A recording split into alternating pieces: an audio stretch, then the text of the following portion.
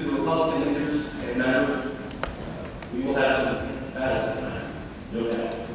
But I am confident that no matter what that battle may be on a given day, that we will be able to sit together as we can for that particular day and talk in a civil tone about the next day and how we will again work together in a bipartisan way. Mr. Speaker, House Democrats are ready to go to work.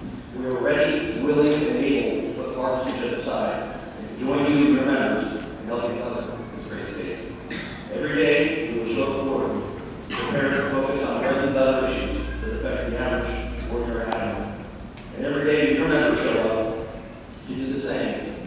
You will receive a helping hand from us. A word of warning, however, if the day comes when our members show up, ready to work on relevant other issues, and instead find that the House ship has steered the stormy waters, focus instead on divisive issues, and you will hear our voices as we attempt to steer that ship